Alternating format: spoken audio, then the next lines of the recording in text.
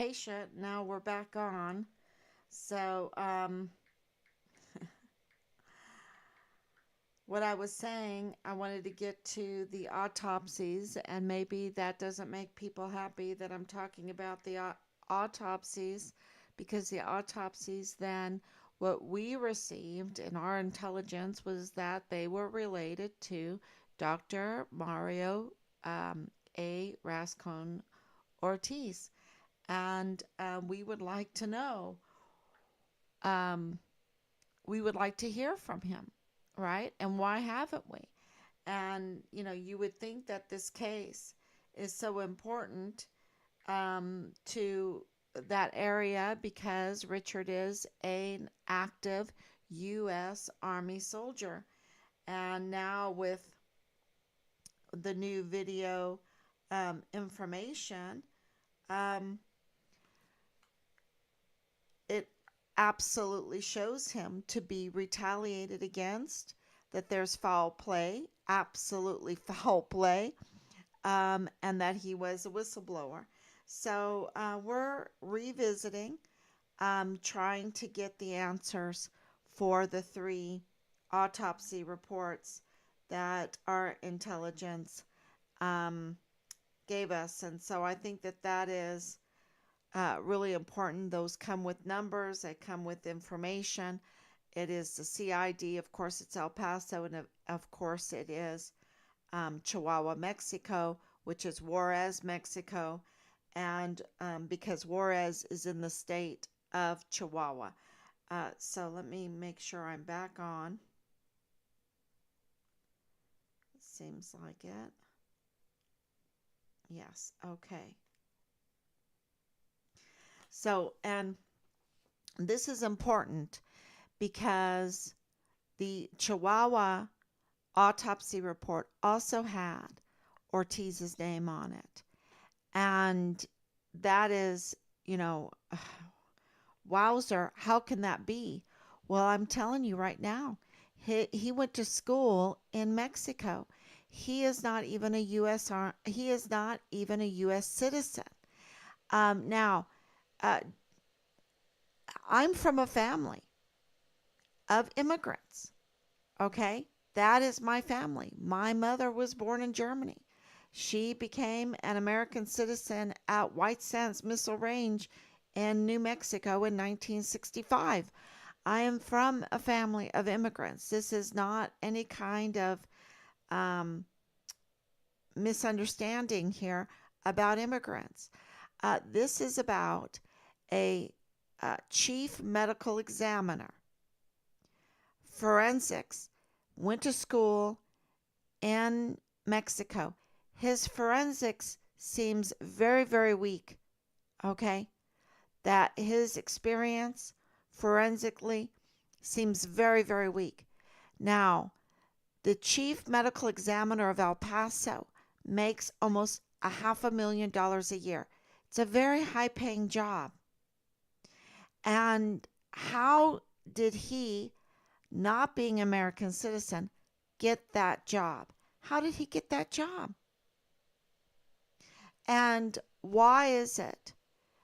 Does he go back and forth? When we were there, we could walk over the bridge. You could go over to Mexico very easily. It's one big city, Juarez, Mexico, and El Paso. It's like uh, Siamese sister cities.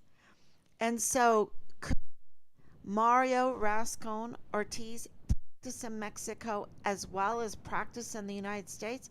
Well, we know purchase funeral homes practices in Juarez, Mexico, and then also in the United States. So I would say that this is a high possibility because, of course, he can. So we would like to get answers on these autopsy reports. So we're revisiting them now that we have Richard's whistleblower status clarified and solidified because he was so beautiful, so uh, respectful, And so with it, uh, on that day, January 25th of 2020. And why does that matter? That's because that traffic stop in a parking lot by a K9 cop is their basis for all the retaliation that, the excuse, oh, you know, he got stopped. Okay, whatever. They have nothing now. And that is no excuse now for the severe and continuous retaliation, assault um, that they levied on Richard. And clearly, we need to revisit these autopsy reports now. And hopefully, we can get some answers since we have more hard evidence that we can present to them for reasons. You have to work so hard to get justice, work very, very hard. And why is that? Well, I found out a long time ago, uh, studying law, that many people don't want justice because then they would have to pay for their crimes, and or their children have to pay, their spouses have to pay for their crimes, and or their neighbor has to pay for their crimes, and they don't like to see that. They don't want to see the people that they know, that they care about, have to pay for their crimes.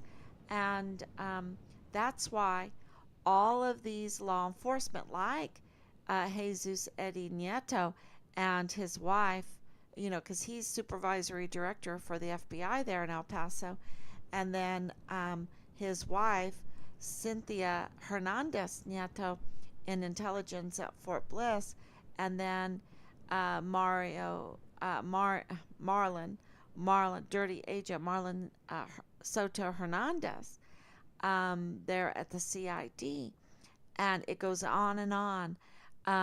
These connections, these conflicts of interest in the law enforcement community. It's one big family, y'all. It seems like it. There's so many conflicts of interest. And when you have conflicts of interest, it makes it very, very difficult with human nature not wanting to see justice, crimes having to be paid for by family members or neighbors or whatever. And so when you're from that area and you know a lot of people and you know your neighbors and you know your family members right there, and you are the supervisory director for the FBI, you are intelligence right there on Fort Bliss, you are the CID, you're the chief of the CID office there at Fort Bliss. You see, there's so many conflicts of interest that you just have one roadblock after the next in this law enforcement community when it comes to getting justice. The normal game played is the obstruction of justice, right? Because these people are up to no good, and it makes you wonder if that's even why they're in those positions to begin with, to cover up for the bigger criminal network that they, profit from. So, wow, it still hasn't been found. I'm so sorry. No, exactly. He hasn't been found.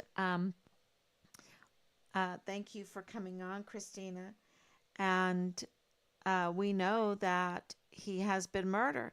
We know because of the absolute, this is going on almost 4 years, the piles and piles of evidence. And that evidence um, is hard evidence, circumstantial evidence, and also irregularities.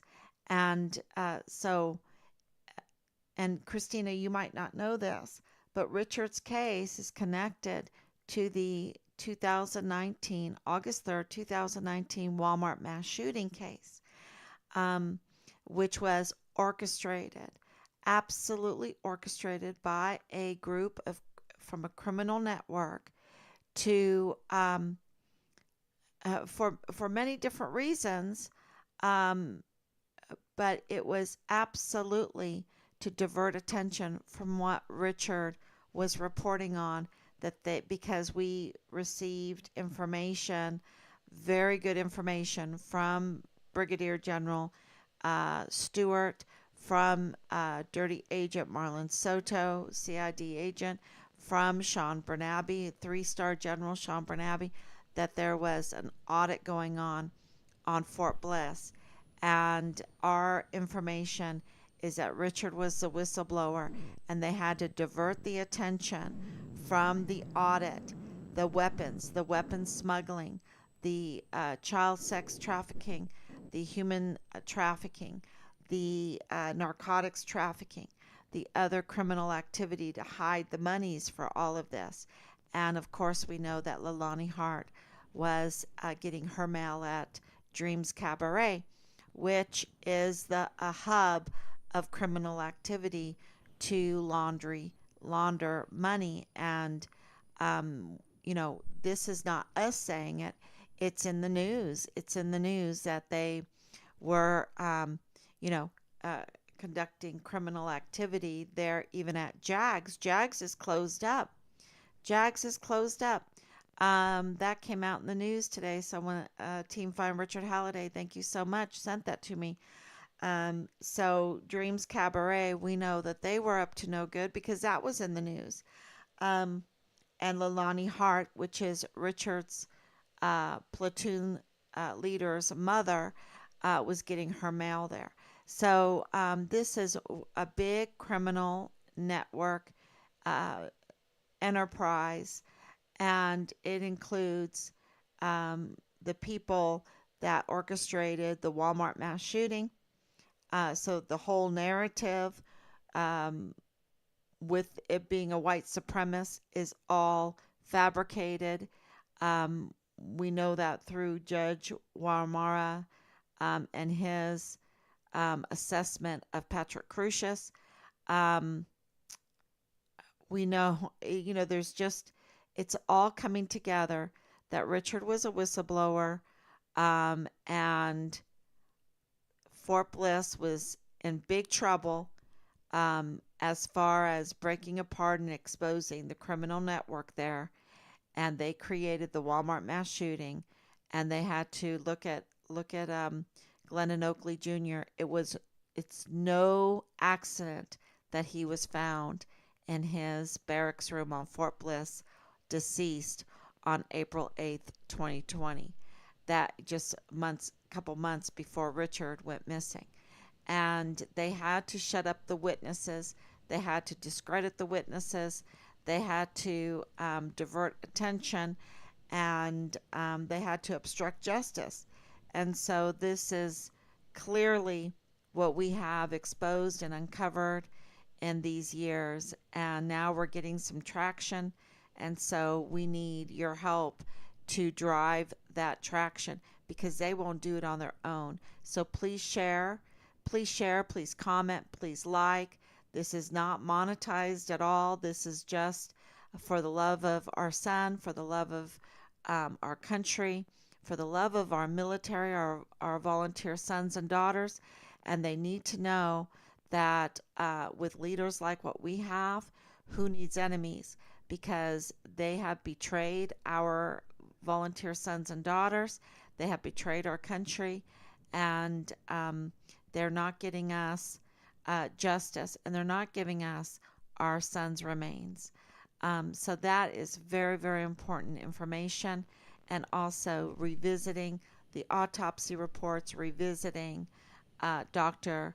Mario Raskin Ortiz, that's not even an American citizen. And why does that matter?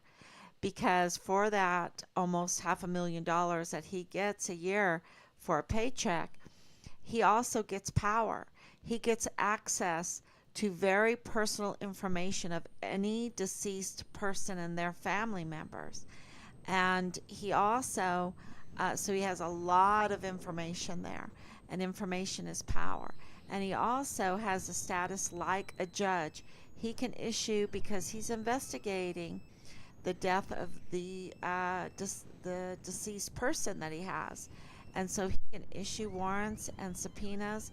And so I think in the state of Texas, so I think it's very, very important for people to understand what an important role this is, and someone that is not an American citizen.